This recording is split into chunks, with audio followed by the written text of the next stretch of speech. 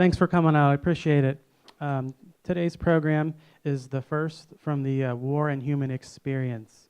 This is something that Joe Danielson and I recently created, and we're going to study the many ways that warfare influences our lives. We're working with student service members, student refugees, and then those in the community whose lives have been touched by war. And we believe it's a civic responsibility to understand conflicts, both past and present. And today we are having our very first program. We're excited to have a Holocaust survivor and a member of Schindler's List share their story with us. And this is due to a partnership with the Iowa Jewish Historical Society. And I'm going to turn things over to their representative, Miss Sandy Yoder. Thanks, Matt. We're delighted to partner with DMACC on this series. And we're doing this because we feel that Celina's story is extremely important. And it's important for many ways. There was a study that was done just about a year ago in the Washington Post. You may remember it, where the study said that over 11% of the adults in this country don't know or haven't heard about the Holocaust. And over 22% of the millennials had never heard or were never aware of the Holocaust. And those who had heard about the Holocaust thought that there were less than 2 million people who were killed. The facts are there were over 6 million Jews who were exterminated, murdered. And there were anywhere between 5 and 10 million other people who were also killed.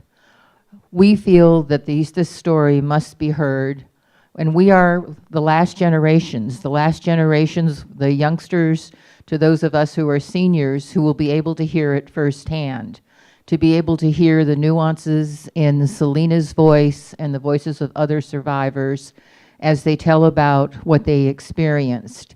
And in this case, Celina will tell you about having been 8 years old when her childhood was stolen from her, and then everything that she did to eventually come to the United States and to lead a very productive and happy life here. We're very, very grateful to our sponsors who have enabled us to be able to present all of these programs for free because the story is so important. We have our gold sponsors are Larry and Suzanne Engman. That was our platinum sponsor, excuse me. Our gold sponsor is Lou and Marilyn Hurwitz and Gail Richards. And silver sponsors is the DMACC War and the Human Experience series that is inaugurating this week. One of the things that I've always heard Celina say is that it was the Schindlers, Oscar and Emily, who gave her a second chance at life. It was Steven Spielberg who gave her her voice after having produced Schindler's List, the movie. And it is our privilege to be able to hear her use her voice today to tell us her story. Please join me in welcoming Celina Karp Biniaz.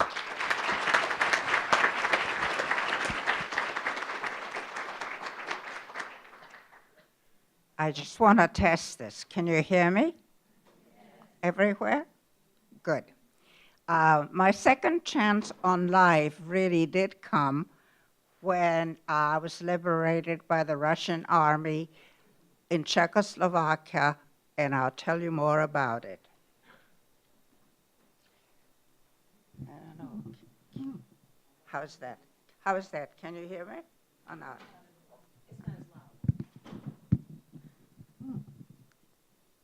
How about now? Okay, better? Good. The war in Europe was over truly on May 7th and May 8th in different parts of Germany, but there was a Yalta agreement amongst the three powers that Russia was going to liberate Czechoslovakia and the American forces were going to liberate Germany. Since the Russian forces had not come up to the area where we were incarcerated, we had to wait till the 9th of May before they reached our barbed wire gates. But in the meantime, we knew that Oskar Schindler had saved us at the factory, the 1,100 people that he brought there to escape really other incarcerations, a possible death. And we had to say goodbye to him. He gathered us on the floor of the factory, and truly he was crying.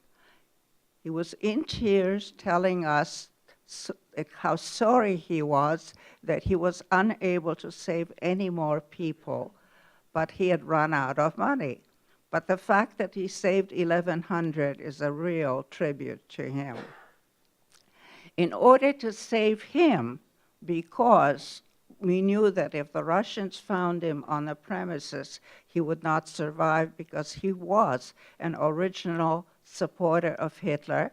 He was a Nazi, and actually he was one of those few Blutorder Trägers, which means he wore one of those blood red crosses at his neck at the beginning.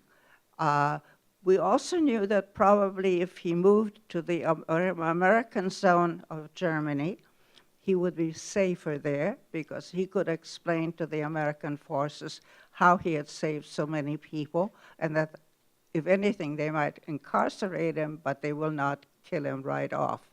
We actually dressed both Mrs. Schindler and Mr. Schindler in one of those striped pajamas and put them in their car and got two of the young prisoners to drive them at night out of Czechoslovakia towards the American zone. Prior to that, however, some of the prisoners, or our prisoners, collected the gold in their teeth. We had a goldsmith amongst us. He fashioned out of that dental gold a ring for Mr. Schindler. On the inside of the ring, they inscribed a saying from the Talmud, which is the Jewish scriptures. The saying said, "He who saves one saves the world entire." And he wore that as he left us. Before leaving also, the factory that he took over was a factory of cloth. There were some remnants there. I mean, he made it into a munitions factory, but before that, it was a factory of cloth. There were some remnants there. He made sure that each family received some items from the remnants. We received 2 bolts of cloth and 5 pairs of scissors. He felt that we needed something to barter away because we had no money in order to achieve some form of lodgings, food, etc. 5 pairs of shears. We used the 4 pairs for sure, and the gold and the cloth to barter away. But 1 pair of scissors, the ones on the blue cover, are now in its permanent home at the Iowa Jewish Historical Society as of the 1st of April. We went on the, can I move this up a little bit?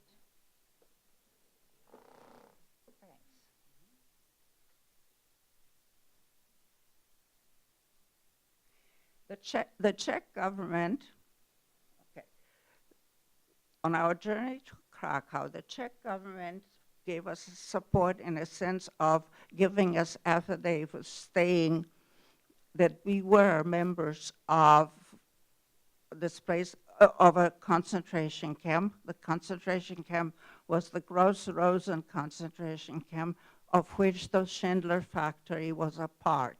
You know, we were supervised by guards from the concentration camp, even though we worked for Mr. Schindler in the factory. We were considered Kazetniks. That was the German word for people who were part of the concentration camp. The Czech government the Czech government provided us with these affidavits stating the fact that we were part of the concentration camp and asking the Czech people to please be nice to us and help us in any way they could, providing us with food and lodging and transportation in some way to be able to go back to our homeland. It took us 11 days to traverse that part of Czechoslovakia back to Krakow, Poland, from where we came from. And the Czech people were really, really very helpful. Transportation was very difficult because the bridges were all broken up and bombed out, and there was no rail transportation. So most of the time we either hitched or we walked or were grateful to people who would pick us up with a cart and horse. We have two priorities when we got to Krakow. The priority number one was, of course, to find if anybody from our family survived. So we notified the Red Cross right away to let people on the outside. My father had a brother in Palestine and a brother in the United States, to notify them that we as a family had survived. Second priority, and then we notified the Jewish Survivors Organization to look for any of survivors of our family within the country. The second priority was education. I had only had an education. I was 8 years old when the Germans invaded Poland. I had just finished second grade. Schools were closed for all of us. Then they were reopened for the Polish people, but not for Jews. So my education stopped at the level of second grade. I could read, but I certainly couldn't write very well. So one of the items that we had, like balls of cloth was in demand in Krakow, so we used that to barter and get a tutor to teach me to fill in the gaps of my education. I was at this point just turning 14. My birthday is at the end of May, and I needed to get back into school, and in order to take the examination and make it into the high school, I had to be able to know something, and my head was absolutely empty of anything. But when something is denied to you, you really crave it. So there was no way that I didn't want to learn. I wanted to learn desperately. So I had a whole summer of 1945. I had the studies with all tutors. I took the entrance examinations. One other girl and myself made it. There were two of us that were accepted by the Polish gymnasium, which was, schools in Poland were divided by boys' school and girls' school. This was a girls' gymnasium. I was accepted. I was delighted. For the first time, in 5 years, I was treated like a human being. And had friends, had wonderful teachers. This all lasted about 3 weeks in September, when unfortunately at the end of September come the Jewish holidays of Rosh Hashanah, the New Year, and unfortunately there was another pogrom or great insurrection in the eastern part of Poland, and my parents decided that with this new virulent anti-Semitism starting up again, they weren't going to stay in Poland. At that point also, we've already heard from the people on the outside of Poland, like my uncle in Palestine and my uncle in the United States. They both had started writing up or getting an affidavit to take us out of Europe and to one of those places. My parents decided to leave Poland at that point. Unfortunately, the borders are closed, and we have to leave again at night, being smuggled by a Russian soldier in his truck during the night over the border, and we end up in Bratislava, which is the capital of Slovakia, and we then continue for 2 weeks in Czechoslovakia, traversing back to where we came from, Moravia and Sudetenland, where at night, after 2 weeks, we crossed the border in the middle of the night, smuggling over the border into the American zone. Okay, I got that part. We end up in a displaced people's camp for about 2 weeks. My mother has decided at that point that she had had enough of camp living, and so we opt to be replaced or to be given an apartment or a room in an apartment in a small German town. This apartment belonged to a German woman whose husband was killed during the war, and because he happened to have been also a Nazi sympathizer, unfortunately she got stuck with a family in her home, but we made very nice progress with each other for the next 2 years that we lived there. It was a very comfortable and a unanimous kind of a existence. We decided we would be on the Russian cards and packages from UNRWA. UNRWA is the United Nations Relief Organization, and those packages were fantastic because they had such items in them as coffee, soap, chocolate, cigarettes, items that the Germans had not seen for 4 years of war. Not that we used them, but we used them as barter to get some tutors to be able to catch up. Now I've just finished my work in Poland, in Polish language, but now I was in Germany, and again, I couldn't go to school because I didn't know any German. So I had to start all over with my education. Fortunately, there was a semi-cloister in the little town of Mindelheim. It was a home of the English sisters. By semi-cloister, I mean that the nuns did not go out, but the students came in for their education. It was arranged that there was a retired nun, 90 years old, who had entered the convent when she was 16 years old, never left it. She was going to teach me German and English. She knew nothing of Hitler's propaganda.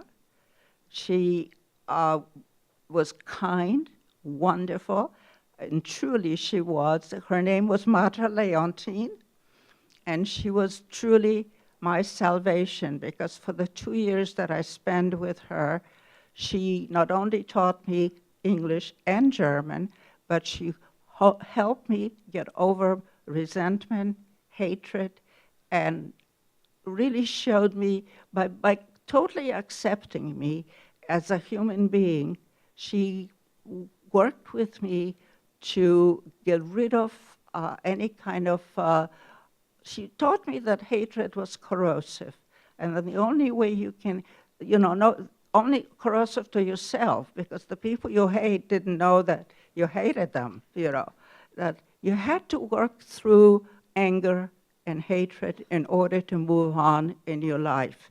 And I always say about her that she was my salvation. I don't know whether I should read the poem that I wrote about her. Should I? Okay. At one point, I wrote some poetry, and particularly I'm so grateful to her.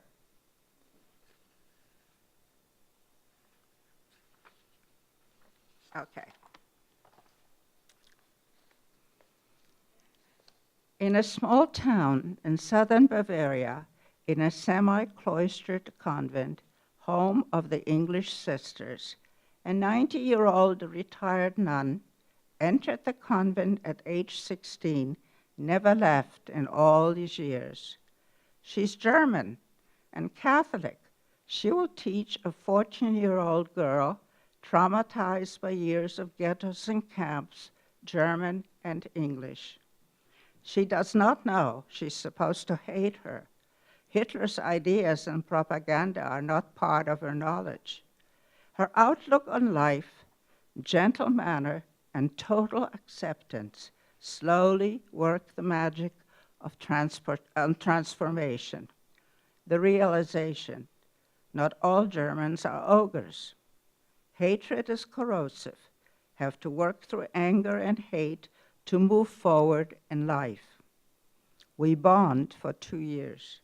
Leaving for America, our letters crisscross the oceans for the next 2 years. Mother Leontina loves to hear about America. She's so very happy to hear about my new life. The letter arrives from Mother Superior. At 94, Mother Leontine is no longer with us. That is absurd. That cannot be. For I have all her letters still, for she will always be a part of me in my heart and memories, for she was my salvation, which was very, very true. I owe her what I have become. I owe her being able to change me at the age of 14 and 15.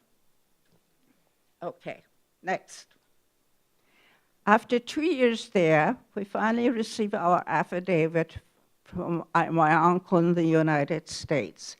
We go from this small town, we have to go to Munich to pick up our visas and our passports. On a street, who should we meet but Oskar Schindler, of all people? You know, it was just incredibly unusual to run into him. He knows my parents very well, and so he's so excited that we are actually going to the United States as a family, because that was the object of his saving the people. He wanted to save families because he believed that if you save a family, you provide for the future generations.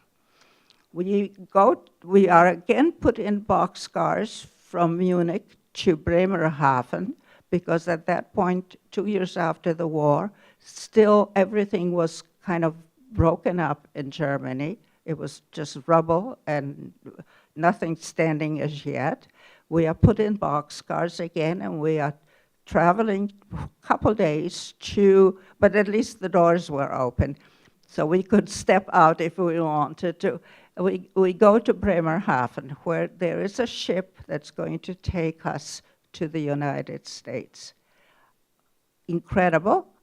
It is my birthday, and on my birthday, I step on the ship, I board the ship. It took us 11 days to traverse it's a troop ship. I have to tell you, I have to describe this troop ship, because it hadn't been decommissioned yet, so it hasn't been changed inside. It was a troop ship that brought American soldiers to Germany to fight. It only has 2 cabins, but each cabin houses 60 people. It is all hammocks, which you slide into, 5 hammocks up and down, which gives you no support at all. I mean, they swing. So when the ocean is rough, so are the hammocks, which means that everybody else is seasick except for myself.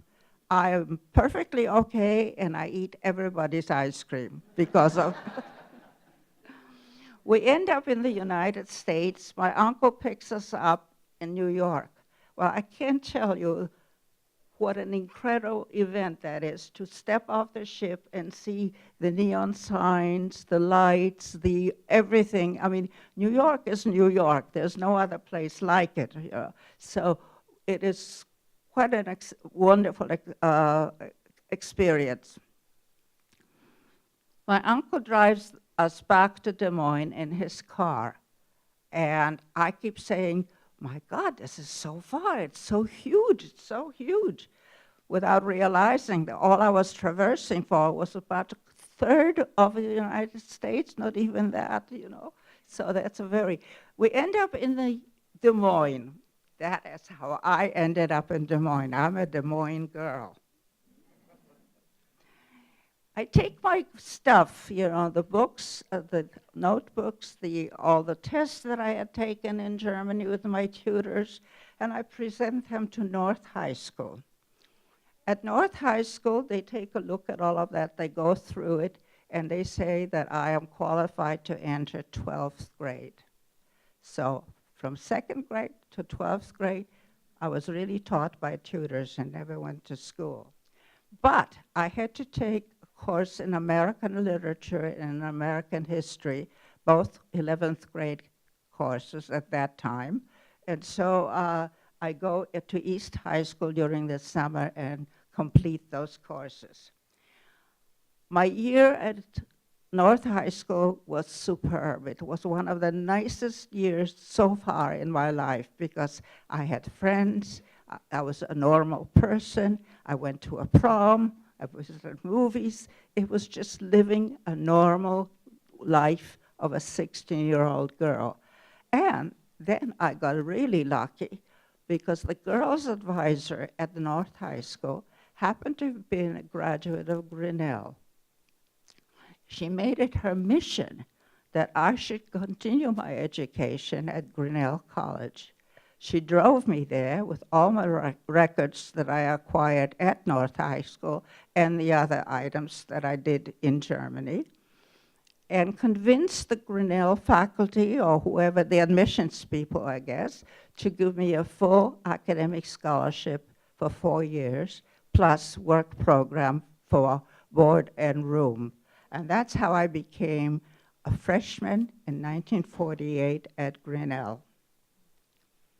Now, I need to telescope the next few years because what I really want to tell you is how Schindler's List came about. I am very well acquainted with how it started, how it became a movie, etc. I had further studies. I ended up getting a master's degree in education at Columbia University in New York City. There was a marriage. I met my husband. I had 2 children. We ended up living on Long Island. My husband was a dentist, and I taught in school for 27 years, really reliving my childhood by being able to be with little kids in elementary school. It was, for me, it was incredibly wonderful to teach and be part of that age group. So, okay. Now, in 1982, I'm opening up, it's Sunday, I'm reading the New York Times. I open up the book review section, and there on the front page is a review of a book by Thomas Keneally called Schindler's List. I literally jump off my chair because there in print is my life story. Nobody had ever heard of anything in the United States about Schindler at all. He was well recognized in Israel because a lot of the people that he saved moved there, immigrated there, and they always had parties for him. He loved going there. But here, nobody knew about it. Nobody in my community even knew that I was a Holocaust survivor. They knew that I spoke with an accent. They knew that I was a DP, or a displaced person. It wasn't until almost 1967 that the word Holocaust came into the normal usage of language.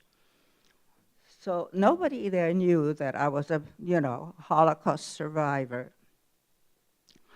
I read the book, and in the book, I find that it's extremely accurate as to what our experiences were. And the name of Leopold Page, whom we knew as Poldek Pfefferberg, appears very often. It tells that he got Keneally interested in learning more about what Schindler did for the people. Schindler is really recognized in Israel, as I said, because people there knew him. As a matter of fact, he has a tree planted in the third spot from the beginning of the Alley of the Righteous Gentiles. Those are the places, trees commemorating other people, Gentiles who helped the Jews during the war. So the book is not, all right. Now, curious about how this all came about, my son is working in the Los Angeles area. He works for Universal. We come to visit him, and since we knew Paul de Pfefferberg, we decided to go and visit him. And when you come here, you're going to see some of the, oh, over there, sorry. Over there, you'll see his picture and little information about him. So we go to visit Paul de Pfefferberg or Paul Page in his store to find out how all of this came about. And he tells us that Keneally walked into his store, but he tells us how this happened. Keneally was attending a conference at the Beverly Hilton Hotel. He broke the handle of his leather portfolio. He asked the concierge, where could this be repaired? The concierge tells him there is a leather goods shop in Beverly Hills. So he goes there. He walks into the store and meets Paul de Pfefferberg or Paul Page, and notices that he speaks with a thick accent and asks him about his background, etc. And he fills him in and tells him what happened to him, that he's a Holocaust survivor. And then he asks Keneally, and what do you do? And Keneally says to him, well, I'm attending a conference here because I'm a writer. To which Paul Page says, have I got a story for you? He hands over all the papers that he's been collecting. He's been trying to get somebody interested in writing this story, you know, because nobody in the United States knows anything about Schindler. So he gets him interested. This is in 1980. It's 1980 and 1981. Mr. Keneally goes around, travels all over to interview the people that are mentioned, you know, to find out if the story that he hears is accurate at all, you know. Then he writes the book. Right away, the Universal Studios take an option to produce it as a film. My son happens to be in the room when the prime movers of Universal are discussing making this into a movie. He calls me up and says, Mom, they're talking about making a movie out of Schindler's List. And I say to him, you gotta be kidding. Who would ever want to see a movie about a concentration camp, you know? Well, it took 10 years for Steven Spielberg to be ready, because at that point he had just produced and shown E.T. Now, no way is Schindler's List anything like E.T. in any possible way, you know? So it takes 10 years for the release of the film. This is Paul de Page in his store, and me at a very much younger age. And there is, you know, on Beverly Drive, right? Okay, so that book was 82. Hold it, okay.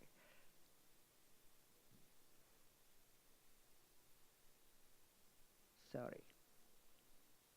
I went much farther. Steven Spielberg goes to Krakow, Poland, to start filming the movie Schindler's List. He uses a handheld camera because he feels that that is more likely to get the feeling of the drama and the darkness and everything rather than something illuminated, very tech.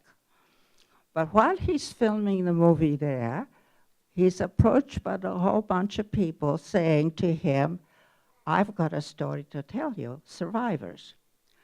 He decides at that point, he really has a complete change of personality and heart. He decides at that point that he is going to record and take testimony of all the survivors of the Holocaust that he can reach. He takes $50 million that he was paid, his own take on the movie, and starts the Shoah Foundation. Shoah, by the way, in Hebrew means genocide. So he starts the Shoah Foundation. He sends out people, interviewers, to all parts of the world. Within the 2 years or 3 years, he collects enough testimony, 56,000 testimonies in 30 different languages, which are then translated into other languages. They are digitized, they are translated, and they are archived. They are now placed in a variety of learning institutions. There are at least 30 or 40 different universities throughout the world that have those testimonies. And the idea behind it is a teaching idea. You can go and read about the Holocaust in books. You can go to the museums and look all kinds of artifacts. But there is nothing that connects to another person as the human voice. So when it's somebody who wants to study and find out what it was like to be 13 years old in Auschwitz, for example, and clicks on that topic, somebody's face will come up, maybe mine, and they're going to hear nothing connects like the human voice. That is a teaching tool. And that is what the Shoah Foundation does now. But now, you know, there are very few Holocaust survivors left, so that has finished. And the Shoah Foundation is now working with Armenian genocide, Rwanda, Cambodia, Guatemala, and the Nanjing massacre perpetrated by the Japanese over the Chinese in Nanjing. The permanent home is at USC, but there are archives at Auschwitz, the concentration camp, and at various other places. The 5 different places that we don't even know, but to make sure that if it gets destroyed in one place, all of these depositions will be still survive in another place. So you have the book in 1982, you have the movie in 1993, and you have something else coming up. Sorry. Mr. Spielberg was not I do have it. If you excuse me for a minute, I'll just take a drink.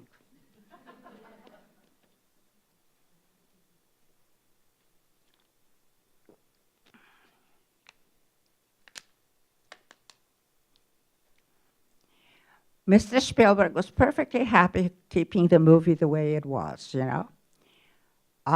When it came out in 1993, it really, when I have a talk with him, Schindler, he decided to release a DVD because there were so many Holocaust deniers, particularly in the Hollywood community at that time. This is 2003.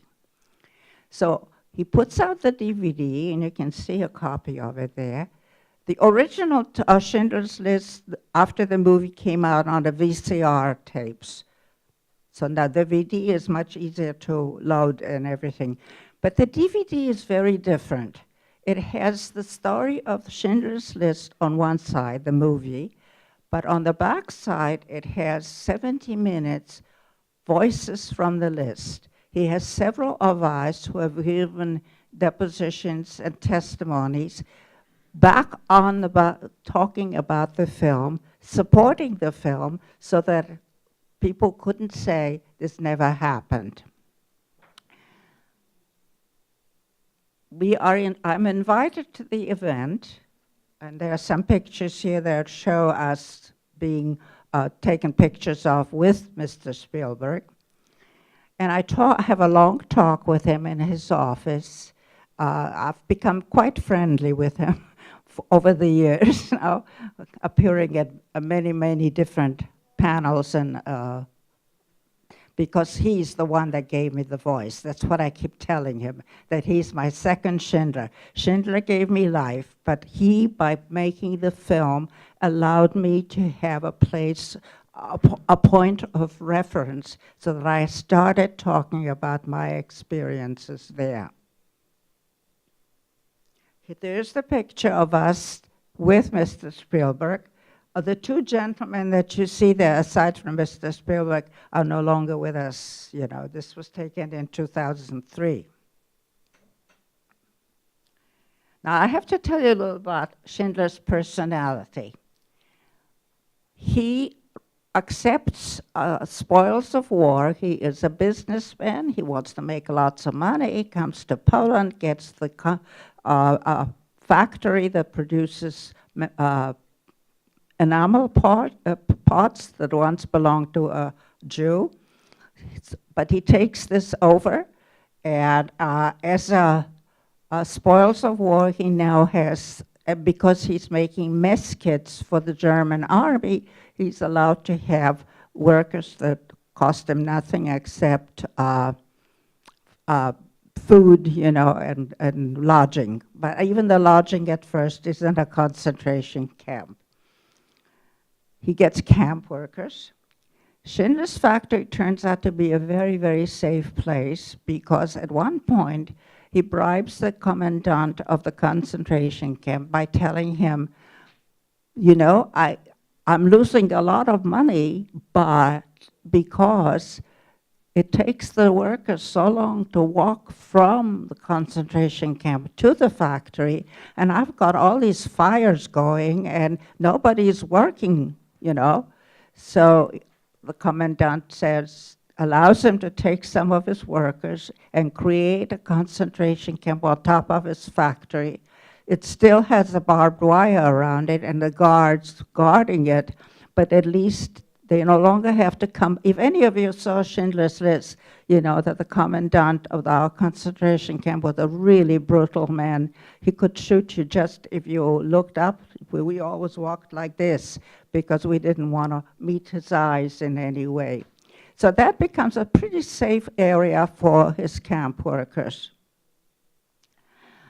As the army is advancing in 1944, it is now almost September, we are told in the concentration camp that the concentration camp is going to be liquidated at the end of September or October or November. So Mr. Schindler, by watching the liquidation of the Krakow ghetto, has an epiphany, really. He decides that it was a very brutal liquidation, and he decides at that point, hi, sweetie. He decides at that point that he is going to do everything he can to save his workers from demise. So he moves his factory. It's going to become now a munitions factory in Czechoslovakia, which will allow him again to have camp workers for nothing, because it is good for the German Wehrmacht. He bribes the commandant, makes up a list. Commandant allows him to have 800 men and 300 women to be taken to this place in Czechoslovakia. It's going to be a factory of munitions. So he makes up a list. My parents and I worked for a company called Madrich. We were sewing factory. We made uniforms for the German Wehrmacht. And because a sewing factory is very easy to transport into a concentration camp. You just carry tables and you carry sewing machines, etc. We had a separate little camp right in the concentration camp, still behind barbed wires, but a different portion of the concentration camp. We still had to walk from our barracks to this to the factory. Modric is a very decent human being. He takes over this factory. It just so happens that my father had been, my parents were accountants prior to the war, and the Modric factory was at one time a sewing factory for shirts, and one of my father's accounts was that factory. So my father was very familiar with it, and so when Modric takes it over for the Germans, he retains my father to run the factory, and my mother does the accounts for it. And I joined them after my parents made me 2 years old, bribing some document people to change my age from what I was at the time, 11 to 13, because at 13 I was allowed, if I had the blue card, I was allowed to leave the ghetto at that time to go and join my parents at the work. So Modric happens to be a very decent person. The cloth that we use is loden, which is very thick fabric, and the bolts of cloth are huge, just huge, and you can't really move them. When they come into the camp on a truck, underneath those huge bolts of fabric, he brings in extra bread, medications, all kinds of things that were necessary for survival of his workers. In that sense, you know, he was, by the way, he also has a tree, and he is also on the Alley of the Righteous in Yad Vashem in Israel for having saved so many workers too. He and Schindler are very good friends, and Schindler asked him to join him in Grinnell in the Czechoslovakia to move his sewing factory there. But Modric knows it's almost the end of the war, and he doesn't want to get involved anymore. So Schindler asked him to please put some of your people on my list. So Modric puts about 100 people, his people, on Schindler's list, and puts my parents, myself, on it. And that is how I got on Schindler's list. So I don't know whether it was chance, luck, or fate, but that's why I'm here. Now I'm going to show you some pictures. This is the old the old Amalia Fabrik taken in 2006. It has now become a museum, so I'm going to go through these pictures quite. There's a picture of Oskar Schindler on the side with his story. There's another side of the entrance is a plaque, a memorial telling about and stating the writing in the on the ring saying that he who saves one saves the world entire, and it's translated into Polish and German. I was able to sit at his desk. That was in 2006. It no longer exists like that anymore. Now it is part of the museum in Krakow, and inside is a huge, huge wall, gold, and in it are inscribed all the names of all the people that he saved. It's a very interesting place to visit. And on the outside of the entrance now are pictures of the people that he saved. And amazing as it is, it's become almost like a resort place. You take one of those shuttles to go and visit all the different places where Jews once lived, but are no longer living, you know. Interesting. This is Mater Leontine, my little nun. to whom I owe a lot. It's a letter that I got. And in 1998, my daughter was on a mission in Argentina. She worked for the State Department, and she invited me to come along with her. When we got there, we discovered through various sources that Mrs. Schindler was still living there and still living in San Vicente, Argentina, which is on the outside of Buenos Aires. And some people arranged things for us to go and visit her. Mr. Schindler and Mrs. Schindler were given a home and a farm by the B'nai B'rith, by the Jewish organization of Buenos Aires, and they've been supported all these years by the Jews there in recognition of what they have done for the Schindler Jews.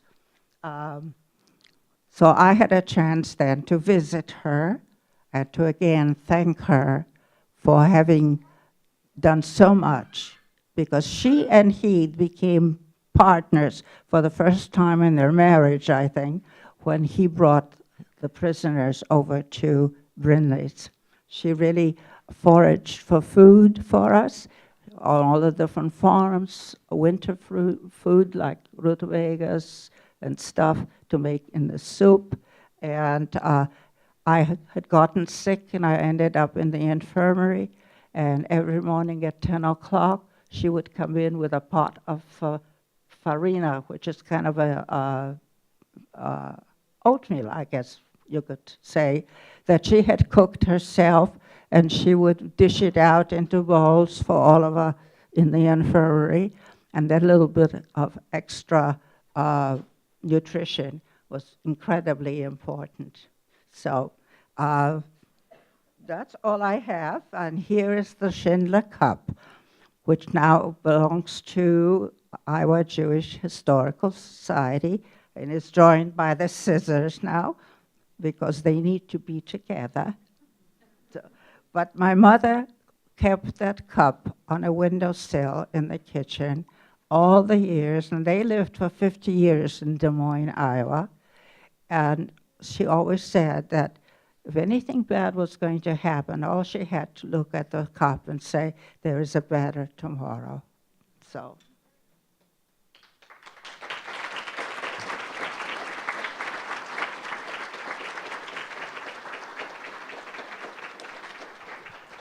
Okay, we do have some questions, and I'm going to actually lead it off.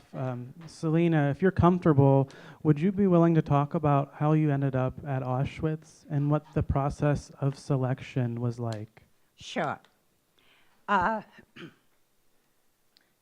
You have time? You have time? Okay. When the list was formed and the 1,100 people were on the list, the process started at the end of September to evacuate these people into his new factory in Brnitz, Czechoslovakia. 800 men left in boxcars, and we never knew what happened to them because we did not, there was no communication. The 300 women stayed behind, and we were put in boxcars about 2 weeks later. We were in 100 people to each boxcar. There were 300 women. It was beginning of the day in the morning, and they closed the doors, and the train started, and you could hear it. And in the middle of the night, we all of a sudden stop, and they opened the gates, the doors, and we are not in Czechoslovakia, but all of a sudden we are in Auschwitz, not knowing why we got there and how we got there or what. But there are Germans voices shouting, "Raus, raus, come on out of the boxcars." The sky, the dark sky is illuminated by all kinds of flames. The smell is incredible. the smoke drifts and the ashes drift over all the people. There are dogs barking. Quickly, they tell us to get out of the boxcars and line up in a row. And they take us into a barrack. Of course, we are beyond ourselves because we don't know why we ended up where we did. They take us into a barrack and tell us to strip. We're now all naked. They take us into the next barrack where they are lady barbers and they start cutting our hair. If they liked you, they cut not too much, but if they didn't like you, they shaved your head completely. Then from there, we're told to walk into another compound, which happens to have a sign above it saying sauna, which means bathtub, bathhouse in German. We walk in, we're all naked, they close the doors, and all we have to do is just look up and see that there are shower heads there. But we don't know whether it's what's going to happen, whether it's going to be gas coming out, because at that point, at the beginning of October, we already knew that Auschwitz was an extermination camp, not a place to stay in, for any length of time. Fortunately, water starts coming out, and you can't imagine the jubilation amongst us to feel water on us, because we now know that at least we've gotten another day of reprieve from death. After the showers, they're taking us into another barrack. They were kind of in line. They take us into another barrack, and they issue us striped pajamas and wooden clogs for our shoes.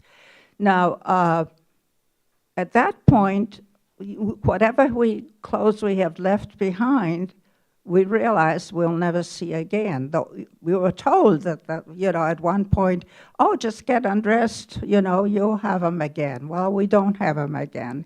They take us into the barracks, put us in 100 people into each barrack. We are 5 to a berth, and the only way you can sleep as 5 is foot to head, and so if you have to turn, at least 2 people have to turn with you. We lived like this for almost 5.5 weeks, spending the days, at least 3 hours each day, on the what they call the Appellplatz. It's a counting spot where they count us in rows. Now, we're talking now about end of October, beginning of November. It's cold in Poland. There's snow on the ground.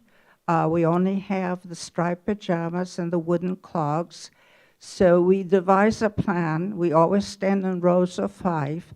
So we devise a plan that the person in the front and the person in the back would end up in the middle, and the people in the middle would take places at those other. So nobody would freeze completely.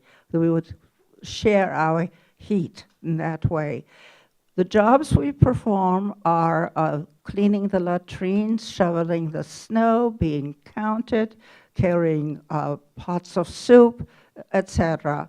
And also some of the women are chosen each day to go to the kitchen to peel potatoes for whatever soup we were going to have. On one day, my mother volunteers to go and peel potatoes, feeling that if she could take a few of those peels under her striped pajama jacket, we would have a little more to eat. We were very, very hungry at that point already. It just so happens that that is the day. I mean, during that time, other barracks were taken for selection too, But it just so happens that on that day, my mother volunteered, and our barrack was taken for selection. Now, selection means that you get stripped naked. You stand in a row, you pass in a row before the Dr. Mengele, very famous butcher of Auschwitz, and he then just decides whether you're going to go to the side that no longer has life, or you're no longer productive, or whether you're still productive enough to go into the side of the living. Well, it just so happens that I, on the first go through, did not make it, and he put me on the side. I was 13 years old, skinny, undeveloped completely, but my body was clean. My mother always insisted on the fact to keep the body, no pimples, no anything, because that would have been a no-no at that point, So I stand in front of him. He puts me on the row of non-productive. But then somehow, after he gets finished with everybody, he has a change of heart and beckons the whole group back in front of him. Now this time, as I'm walking through, I don't know how I did it. There's no way that I would, imagine having done it, but I did. While I'm approaching him, something moves within me, because I say to him, lassen Sie mich, which means in German, let me go. It's an implied let me go. And his pencil then moves towards life, and I grab my clothes and I run out, hysterically crying, into the snow outside, naked still, but glad that I got a reprieve from death, And there I see my mother running, but also towards the barracks, because they had heard that the barrack was on selection, and she didn't know what was going to happen to me. So she's also crying. So in the tears, we meet each other. And I'll tell you that this experience in future years, as I got older and I could understand it better, made me think in terms of what would I have done if my mother had been there? Would I have depended upon her to, I'm only 13, Would I have depended upon her to save me? So that's made me a little less judgmental. Or you can't predict how you would act in any given circumstance, and you can't walk in other people's shoes. And I'm less judgmental about what people do when they do. I don't say, I would have done that if I could, because you never know what you can't predict how you would act in the future. So that was my experience. Now, to finish Auschwitz, we're there 5.5 weeks. The barrack is then taken to be tattooed. And we know that if we get tattooed, we have the 300 women that have never been tattooed in Auschwitz. We have our numbers, but we don't, we are going to the barrack to be tattooed, and I asked my mother, is it going to hurt? I don't even know what she answers, but at one point, as we are walking that way, we are being veered to another point, and we're all walking someplace else. And when we get there, there are boxcars there, and in front of the boxcars stands Oskar Schindler, who had come by himself from Czechoslovakia to retrieve his women, because he brought money with him to bribe the commandant, and I'm pretty sure that's what the commandant was waiting for, to be bribed, I mean, this must have been arranged in some way to stop this transport to get more money, because we weren't supposed to be there. But Oskar Schindler came and got us out and put us in boxcars, and the train went on, and 2 days later, we arrived at his munitions factory, and when the doors open up, there are the men standing by the barbed wire, and that was the first time that we knew that they had made it, because they went through other concentration camps to get there. They went through Mauthausen and Gross-Rosen. They look at us and they don't recognize us, because last time they saw us, some of us had hair, and we'd worn all striped pajamas. I mean, we were all emaciated too. So that was the experience in Auschwitz. Other questions? This gentleman up front here, I'll get you the mic. Is Oscar Is he still alive and his wife? Oh. He's not alive, and as a matter of fact, I'm going to give you a little trivia question you can play on other people. You ask the question, what Nazi is buried in Israel? Oskar Schindler. Yes, he was so happy in Israel with all his Jews that he saved that he decided that's where he wanted to be buried. He's buried in the Catholic cemetery in Jerusalem. Okay? He's not alive. And Mrs. Schindler is not, she died about 6 years ago, I believe. Yeah. Any other questions? Go ahead, Hunter.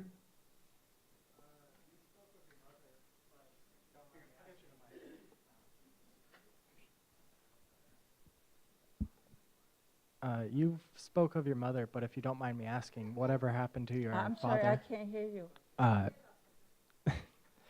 You spoke of your mother, but you don't, or never really spoke about your father. Do you mind sharing what happened with him?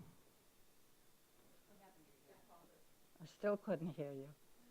He would like to know more background about your father's experience. Did you ever talk with your father about where he went, what happened with him? Well, we knew, we knew that they went through Mauthausen, and if you study any of the concentration camps, that was an extremely brutal place. But apparently, the fact that there were Schindler people saved them from not staying there, but rather being shipped on. They were transferred from Plaszow concentration camp to Mauthausen, from Mauthausen to Gross-Rosen, from Gross-Rosen they finally ended up at the Schindler factory.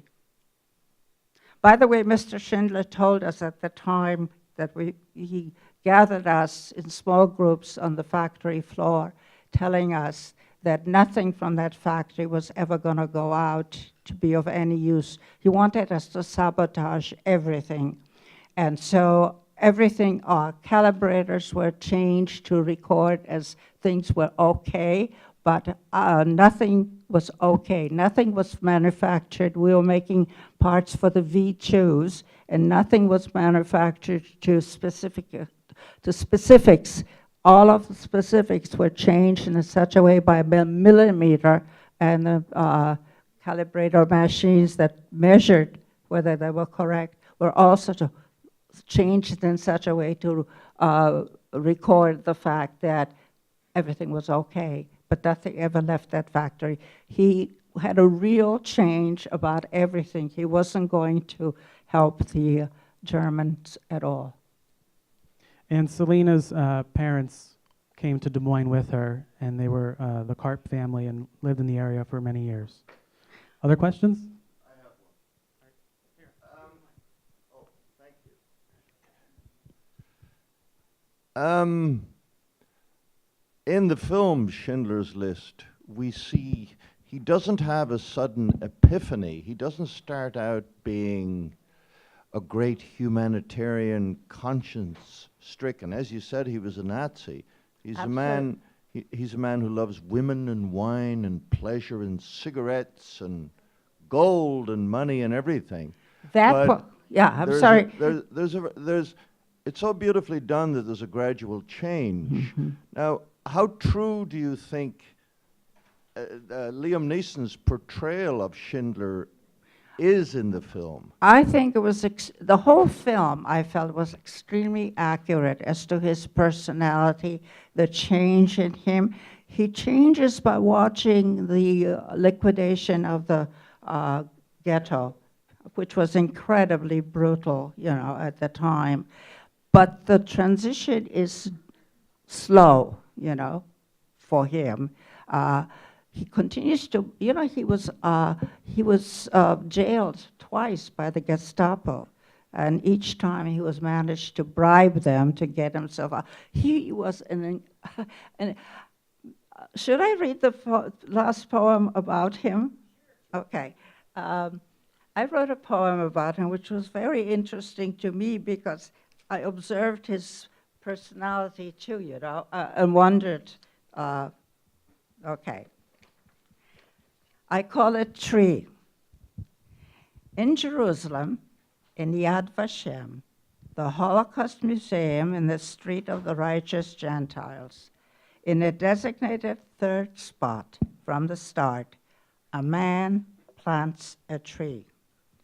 Womanizer, cheater, black market profiteer, risk taker, gambler, takes on the biggest gamble in his life. He puts 1,100 names on a list, lies, bribes authorities, wrenches a group of human beings from the jaws of evil. This group, under his protection, will survive the war. Magnificent, this tree, dedicated to Oskar Schindler. As it grows and spreads its limbs, roots and branches proliferate. So do the descendants, the saved groups, new generations. I bear witness. Evil can be harnessed. People of goodwill can make a difference. Forever I shall be in debt and grateful to Oskar Schindler for giving me a life. I don't care how he did it. He saved 1,100 people, and to me, for whatever reasons he did it, you know, because some people ascribed other motives to him. I'm just grateful. I wouldn't be here. My parents wouldn't be here. My other generations, my children, my grandchildren wouldn't be here. So thank you. Okay, question up front. Yeah. Hello. Closer. So with your experience with that, how did you strengthen your faith or lose your faith during that time, even after, and with the people you were with housed in that? What was your faith in your Messiah, your God? How did that expand or depreciate during that time? And going further, how has that enlightened you today? Well, this is really interesting because by the time I was 11 or 12, and I watched the execution of some children being shot into a ravine, and I asked my mother, how could God do this, allow this? So I must say that it was at that point that I did not think that there was an omniscient, ever-loving God. But I do believe in people power. I'm a humanist. I think people can accomplish almost anything if they wish to, particularly people of goodwill. So I brought up my children to feel the same way. If they wish to have a faith, that's up to them, you know. But I have faith in humans. All right, folks. If you want, you can ask Celina some more questions up front, and she has some documents you can look at as well. Thank you for attending the DMACC War and the Human Experience program. And if you're interested in Iowa's Jewish history, you can check out these folks. The Iowa Jewish Historical Society is centered in Waukee, Iowa, and you can send them an email or a phone call, and they can let you in, and maybe you can see the Schindler Cup and Schindler's Scissors. Thanks again for coming.